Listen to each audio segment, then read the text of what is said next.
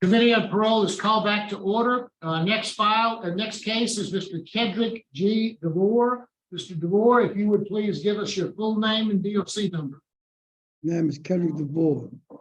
The DOC number is 312160.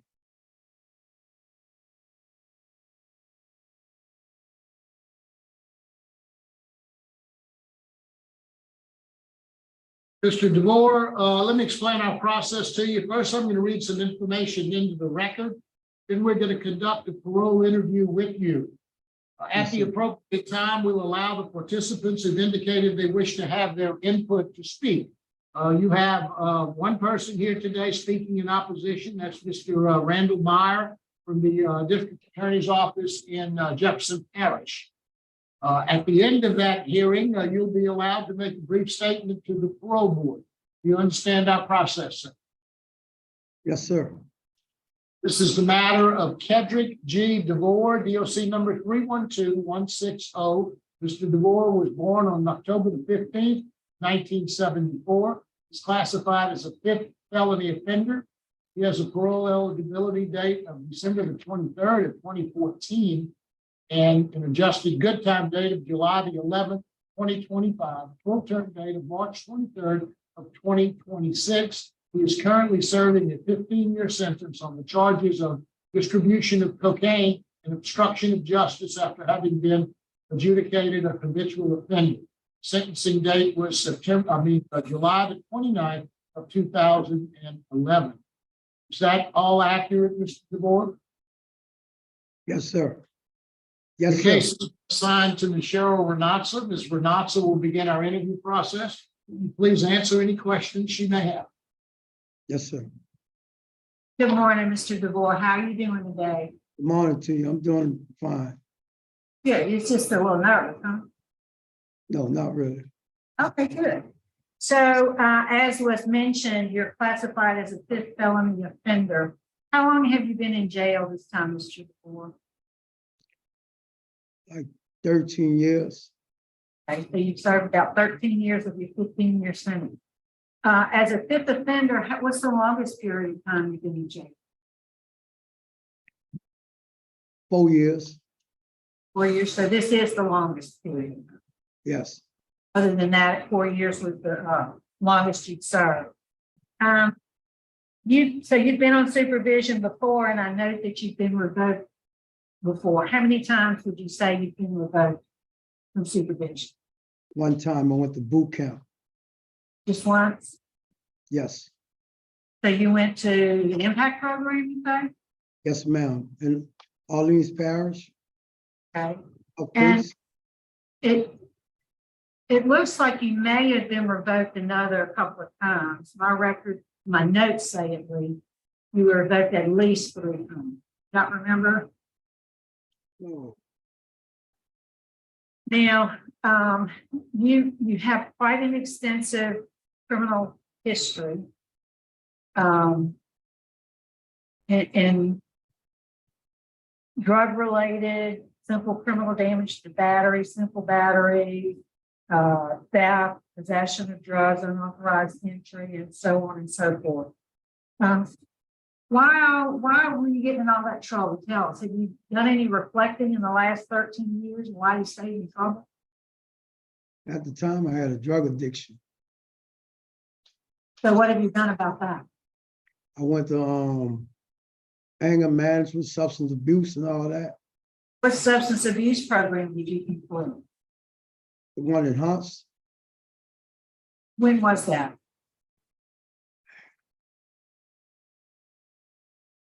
I'm just asking, I don't show it in the record. I see that you've done Thinking for Change, Parenting, and Engage Your Age.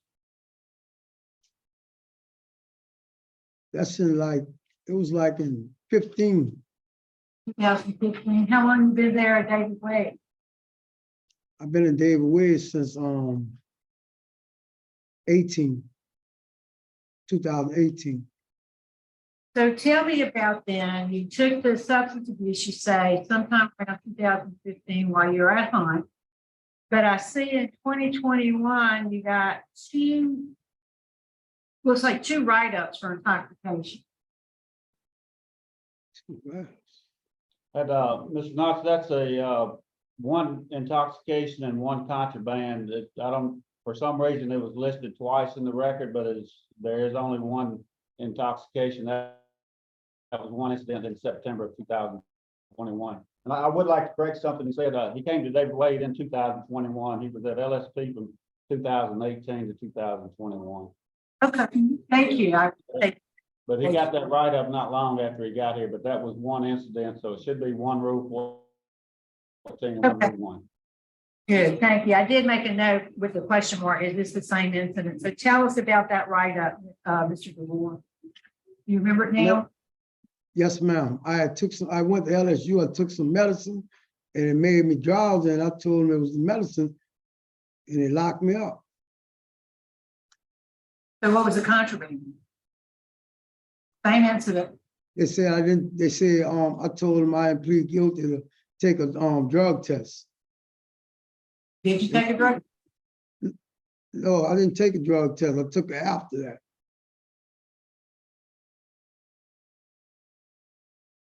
All right, in your application, it says you acknowledge you have problems with alcohol. You became an active member of AA. So how has that impacted you? It really changed me when I came to this prison. When I came to this prison, it really changed a lot of things in my thinking, my ability to think right and do the right things in life. You know, since I've been at this prison, you know. So what about AA? You were involved in AA there? Yes, ma'am. Is that when you got involved in AA, since you've been at David Wade? Yes, ma'am. See, when the class started, I enrolled. Okay. And do you regularly still regularly go? Yeah, I still go every Thursday. So once a week you go to the AA program? Yes, ma'am. Yes, ma'am. So if you were successful today, what would be your sobriety plan? Sobriety plan would be basically like the same thing I've been doing, like as far as changing my way of thinking and really moving forward.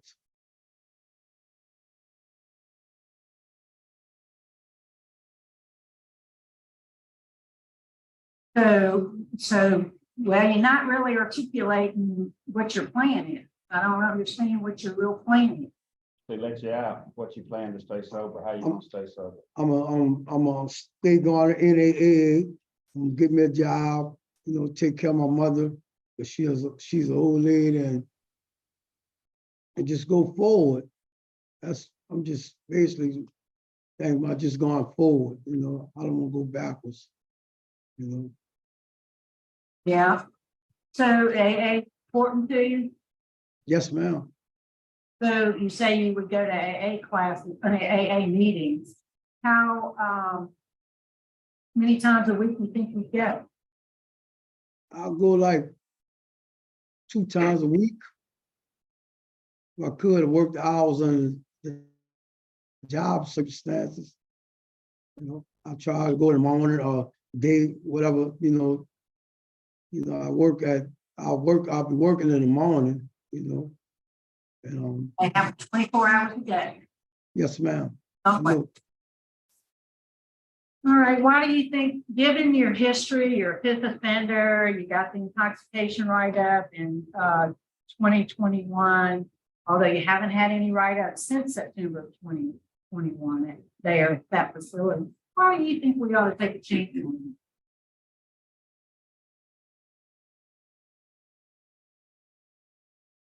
Basically,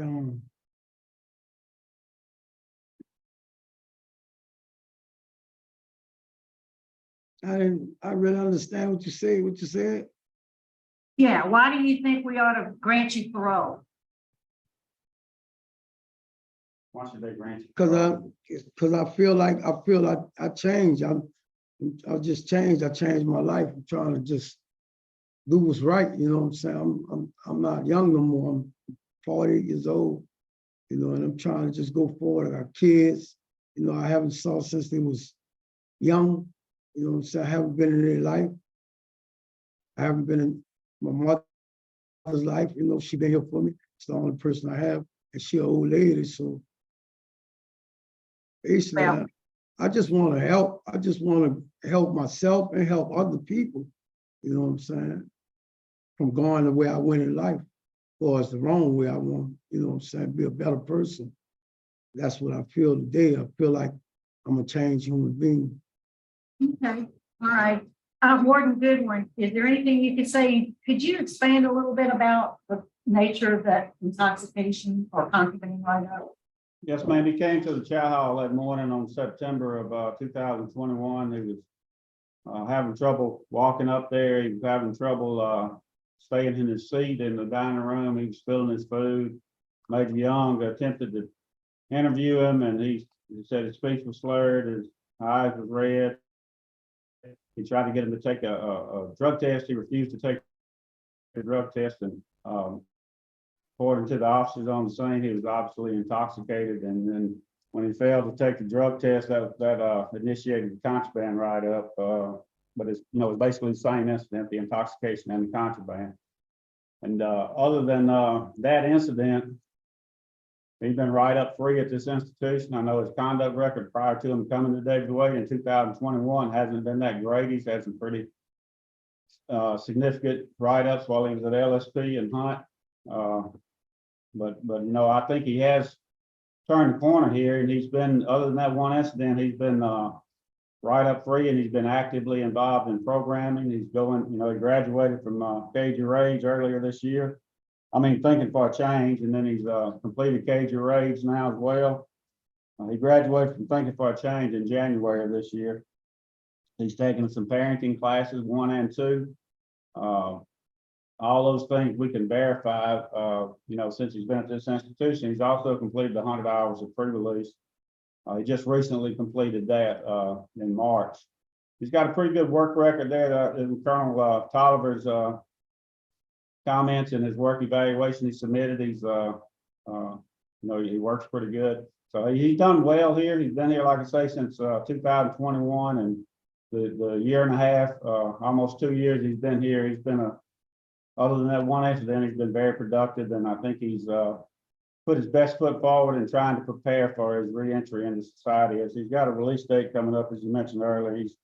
His good time now is currently in July of 2025. So I think he really is working hard towards making himself a successful candidate for reentry when he does, whether he gets out early or whether he goes in 25. I think he's doing all the right things at this point, Mr. Knox. All right, well, thank you very much, Warden Goodwin. Okay, now we'll hear from Mr. Randy Meyer with the Jefferson Parish District Attorney's Office. Mr. Meyer. Good morning, Randy Meyer, Assistant DA, Jefferson Parish. We're opposed to Mr. Devore this time. Looking back mainly at his disciplinary record, he's had 48 disciplinary reports. Every year since he's been incarcerated, he's had disciplinary reports, except for 2013 and 2022, has not had any in 23 yet. But he had 4 in 21, 6 in 20, 4 in 19. He had the one intoxication in 21. His programs are very limited. It's 100 hours thinking for a change. I'm glad to hear he's doing substance abuse. I mean, Alcoholics Anonymous meetings. I think substance abuse would be helpful for him. He's got a moderate risk assessment, which is something that we don't see too often these days. And from what I'm seeing in the record, he does have 3 prior revocations. You know, I think it sounds like he is on the right track and doing a little better. I think he needs, I would like to see a better track record of him not having disciplinary reports and taking some of the additional programs that I think would benefit him to give him a better chance of staying out once he does get out. So this time we're opposed. Thank you, Mr. Meyer. Appreciate your comments. Mr. Devore, is there anything you'd like to say to the board before we vote? No, sir. No, Thank thank you very you. much. Thank you very much. We're ready to vote. Mr. Robinson? Mr. Devore, it was good talking to you today. I'm pleased to hear all the good things, positive progress you've made since you've been with Warden Goodwin at that facility. I would like to see a little more sustained period of time. As the DA's office has mentioned, you kind of got write-ups every year until you got to wait. Seems like you really are doing well there. But I need a little more time. I would like to see it enroll in a substance abuse program there at Wade if you can, and reapply. Not that today is tonight, based on your past criminal history, your poor supervision history, and your poor conduct record in the past. But I would be willing to reconsider you again once you take a substance abuse program. So take a substance abuse program and reapply when you're eligible. I think your time to reapply is short, so you'll be able to do that. Good luck to you. Thank you. Thank you, Mr. Chairman. Good morning, Mrs. DeVoe. Mrs. DeVoe, based on your general disciplinary conduct, which was unacceptable, multiple write-ups in 2021, poor supervision history, extensive criminal history, strong opposition to the DA's office, law enforcement opposition, and a moderate risk assessment, I deny your request. Thank you, Mr. Roche. Mr. DeVore, you have 2 votes to deny your parole, but encourage you. And I agree with my colleagues, and I'd like to encourage you to continue to do the things you're doing. You've done well while you've been there, with the exception, which is a big exception, of the intoxication charge. And I do think that you could benefit from some more substance abuse. So it sounds to me like everyone here, including Mr. Meyer, encourages you to continue your hard work and to get back on the substance abuse treatment program and remain disciplinary free, write-up free, and reapply when you can. Good luck to you. Thank you. Thank you, Mr. Maribel.